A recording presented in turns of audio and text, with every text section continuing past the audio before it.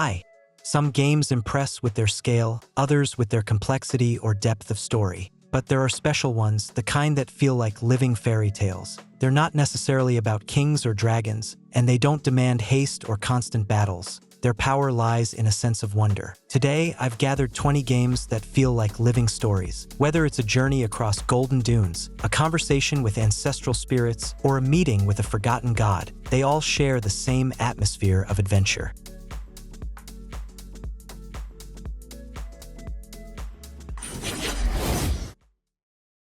Let's start with Eternal Strands. This is a rare indie game where magic feels tangible in every action.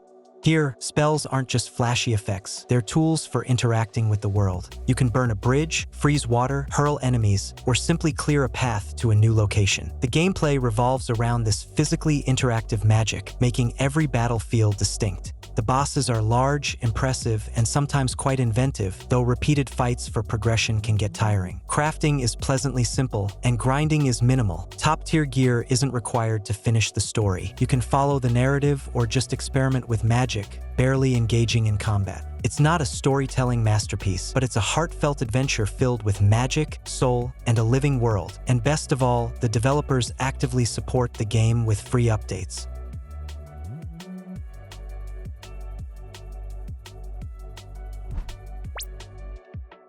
Prince of Persia.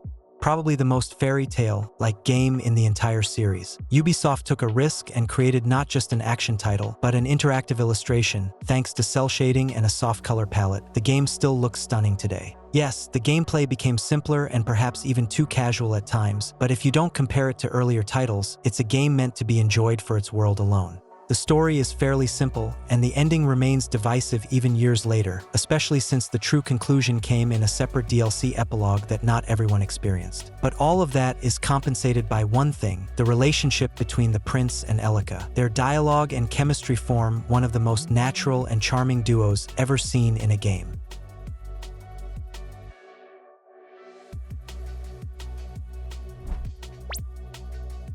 Kena Bridge of Spirits.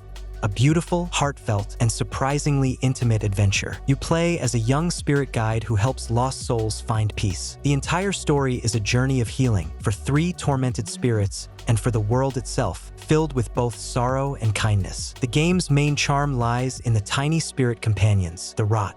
These adorable creatures aren't just for cuteness. They assist in battles, help solve puzzles, and cleanse corrupted areas. Over time, more of them join you, and watching their antics never gets old. Gameplay blends exploration, action, and puzzle solving. The mechanics are simple yet satisfying. A staff, a bow, a shield, dodging, and a bit of magic. Everything feels smooth and responsive. There aren't many enemies, but the bosses stand out. Every encounter demands focus and rhythm, especially toward the finale.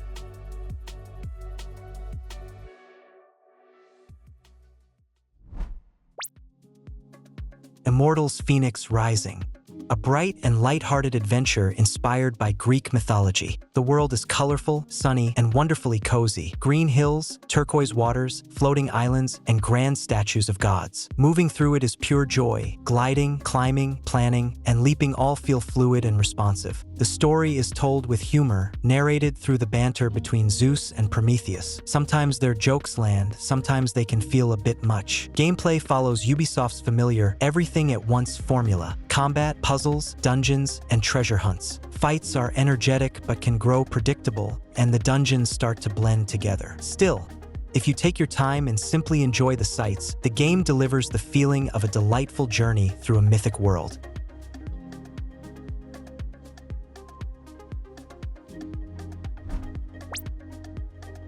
Ori and the Will of the Wisps.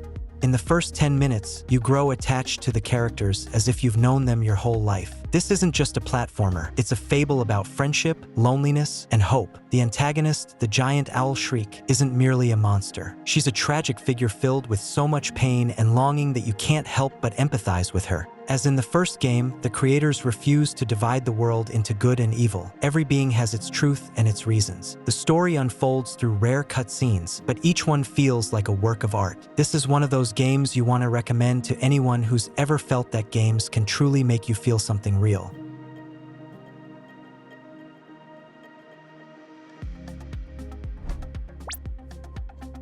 Tales of Arise.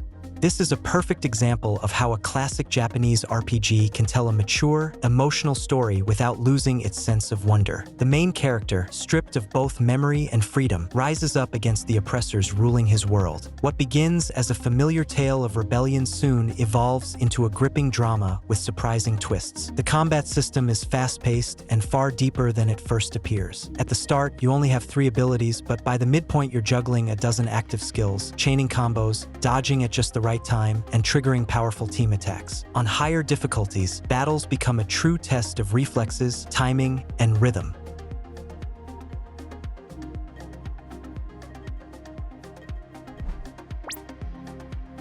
Fable Anniversary. This is a return to Albion, a place where good and evil show not only in your choices but also on your face. It's a remaster of the legendary The Lost Chapters, a classic RPG known for its moral choices, British humor, and unmistakable fairy tale charm. The story begins with tragedy. A boy loses his family and finds refuge in the Heroes Guild. From that moment on, everything depends on the player. Will you become a noble savior or a ruthless villain? Every choice leaves a mark. Horns may grow from your head, or a halo may shine above it, and townsfolk react differently depending on who you've become. The world of Fable is surprisingly cozy, with witty dialogues, eccentric characters, and absurd quests that together create the feel of a theatrical fable wrapped in gentle irony.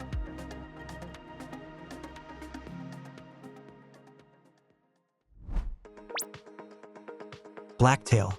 A witch's tale told from the first-person view, where good and evil intertwine like the roots of an ancient forest. You play as a young girl accused of witchcraft and cast out of her village. From there begins a journey shaped by choice. Every decision defines who she becomes, the dark witch of legend or a guardian of nature's balance. Your main weapon is a bow, and few games make archery feel this good. The controls are smooth and responsive, and every fight looks spectacular. The world isn't bloated or overwhelming. Instead of vast maps and endless markers, Blacktail offers about 10 hours of thoughtful, almost meditative adventure with light RPG elements.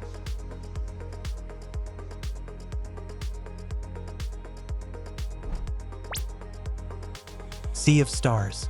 This isn't just a retro-style RPG, it's a heartfelt love letter to the golden age of 16-bit classics. If you've ever played Chrono Trigger or Final Fantasy, this is that same magic, only with a modern shine. From the very first minutes, everything feels perfectly in sync. The music, visuals, gameplay, and story, there's not a weak link anywhere. The world is vast and full of life, packed with secrets, side quests, minigames, humor, and genuine warmth. Every detail feels carefully crafted, from the melodies to the interface sounds, from sailing across the starry seas to the epic boss fights. The combat is turn-based but never dull. Arcade-like timing mechanics add energy and rhythm. You can swap heroes mid-battle, and new abilities arrive just when they're needed, keeping the adventure constantly engaging.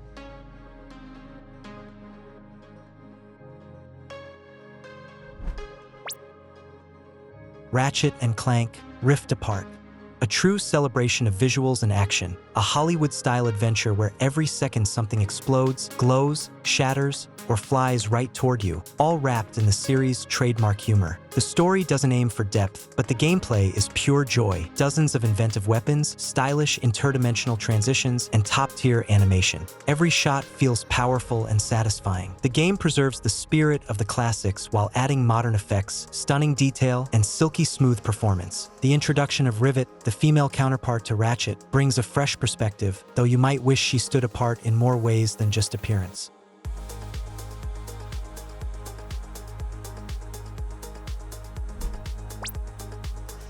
Little Witch in the Woods, a small, cozy, and wonderfully heartwarming tale about an apprentice witch living in the wilderness, helping villagers, and exploring a magical forest. There's no combat or action here, just gathering herbs, brewing potions, solving light puzzles, and soaking in a sense of calm. It's the kind of game you play after a long day simply to unwind. The main character drives the entire story, curious, mischievous, a little selfish, but all the more real because of it. She helps others not out of duty, but out of genuine interest, and that curiosity becomes infectious. Every new potion, recipe, and area feels like a gift. The quests don't shower you with rewards. Instead, they leave you with a quiet sense of fulfillment, the feeling that you're doing good simply because you can.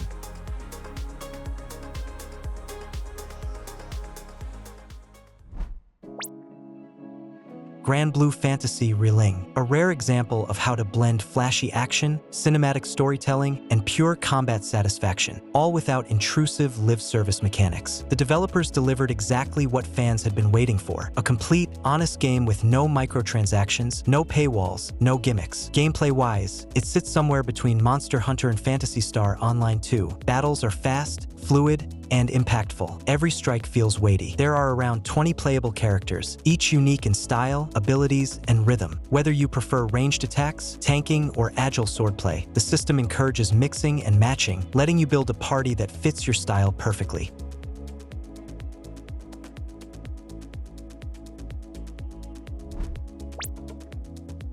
Visions of Mana.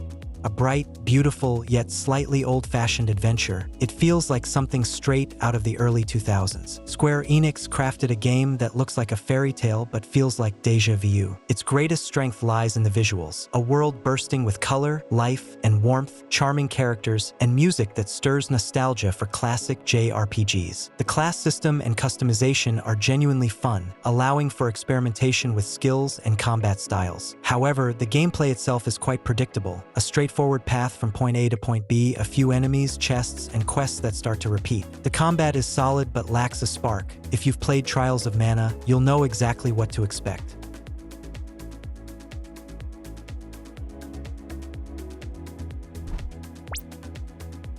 Neva. This isn't just a game, it's a short but deeply emotional journey about life, loss, and how even pain can become part of something beautiful. From the creators of Gree, Neva once again turns a simple platformer into pure poetry. From the very first moments, the game enchants you with its visuals. Every scene feels like a living painting, soft colors, dynamic backdrops, and fluid animation that tells a story without a single word. Every movement, every change of light carries emotion and meaning. The gameplay is minimalist yet expressive. A bit of combat, a few puzzles, and many quiet moments where all you need to do is feel. The bond between the heroine and her companion grows and transforms, giving the story a rare, heartfelt warmth.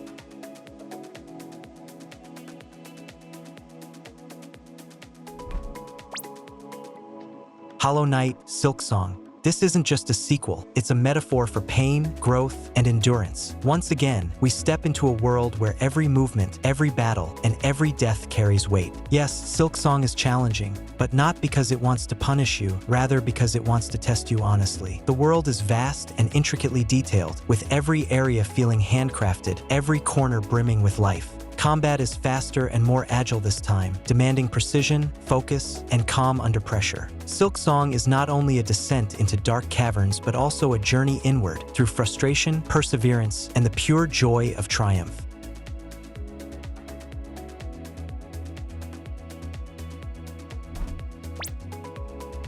Disney Dreamlight Valley. A cozy, heartwarming fairy tale where you can simply breathe out and relax. Imagine Stardew Valley, but set in a world where Mickey, Goofy, and Elsa live just down the road, where survival is replaced by creativity, care, and the magic of friendship. You restore a ruined dreamlight kingdom, cleansing biomes of darkness and helping beloved Disney heroes reclaim their home. Each new area feels like a page from a storybook. Beaches, snowy hills, enchanted forests, and a castle glowing with stained glass light. The gameplay is calm and comforting. Gather resources, craft furniture, decorate homes, complete quests, and simply live your own fairy tale life. The characters become your friends, each with unique personalities and stories, and deepening those bonds brings delightful rewards.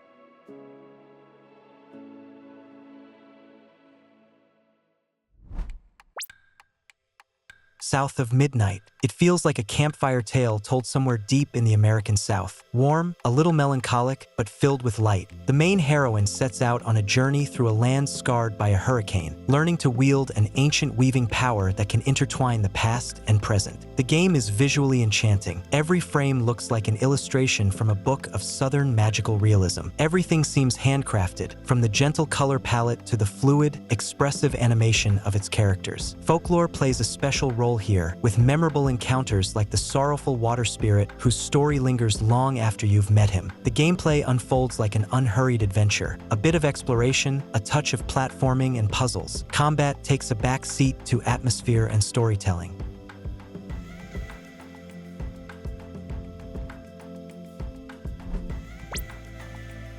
Journey. This isn't a game in the traditional sense. It's a short, poetic experience that speaks volumes without a single word. It tells the story of a journey, simple yet profoundly symbolic. You move forward, toward the light, across golden dunes and the ruins of forgotten civilizations, guided only by the wind and music. There's no interface, no dialogue, just the feeling of motion and the endless horizon ahead. Each scene feels alive, like a painting in motion. Golden sands shimmer in the sun, ancient arches cast soft shadows, and the light dances across your flowing cloak, wrapping you in a sense of warmth and peace. But perhaps the most magical part of Journey is the connection it creates. Sometimes another traveler appears beside you, nameless, silent. You might help each other, share a portion of the path, and then part ways, never knowing who was on the other side of the screen.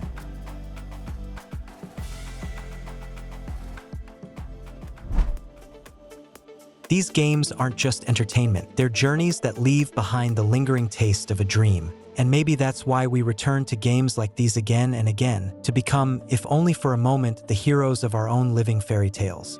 The Image Game Channel was with you. Have a nice day.